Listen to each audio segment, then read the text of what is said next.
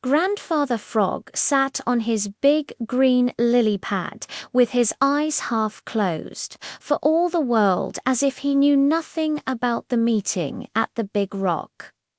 Of course he did know, for there isn't much going on around the Smiling Pool which he doesn't or at least hear all about. The merry little breezes, who are here, there, and everywhere, told him all that was going on, so that when he saw Jerry Muskrat and Little Joe Otter swimming towards him, he knew what they were coming for.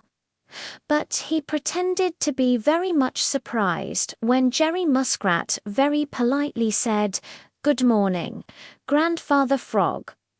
"Good morning, Jerry Muskrat." "You're out early this morning," replied Grandfather Frog. "If you please, you are wanted over at the big rock," said Jerry. Grandfather Frog's eyes twinkled, but he made his voice very deep and gruff as he replied, "Chug-a-rum, you're a scamp. Jerry Muskrat and Little Joe Otter is another. What trick are you trying to play on me now?" But Jerry Muskrat and Little Joe Otter looked a wee bit sheepish, for it was true that they were forever trying to play tricks on Grandfather Frog, really and truly. "Grandfather Frog, there isn't any trick this time," said Jerry. "There is a meeting at the big rock to try to decide what to do to keep Farmer Brown's boy from setting traps around the Smiling Pool and along the Laughing Brook. And everybody wants your advice because you are so old and so wise. Please come." Grandfather Frog smoothed down his white and yellow waistcoat and pretended to think the matter over very seriously, while Jerry and Little Joe fidgeted impatiently. Finally he spoke. "I am very old, as you have said, Jerry Muskrat, and it is a long way over to the big rock. Get right on my back and I'll take you over there," said Jerry eagerly. "I'm afraid that you'll spill me off," replied Grandfather Frog. "No, I won't. Just try me and see," begged Jerry.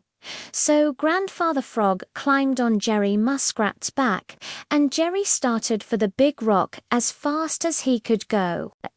When all the minks and the otters and the coons and the muskrats saw them coming, they gave a great shout, for Grandfather Frog is sometimes called the Oracle of the Smiling Pool. You know, an oracle is one who is very wise. Bobby Coon helped Grandfather Frog up on the big rock, and when he had made himself comfortable, Mrs. Muskrat told him all about Farmer Brown's boy and his traps, and how Jerry had been caught in one by the tail, and she ended by asking for his advice because they all knew that he was so wise.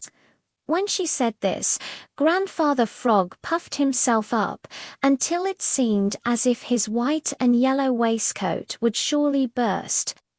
He sat very still for a while and gazed straight at jolly, round, red Mr. Sun without blinking once.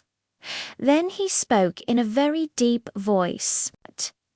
"Tomorrow morning at sunrise I will tell you what to do," said he, and not another word could they get out of him.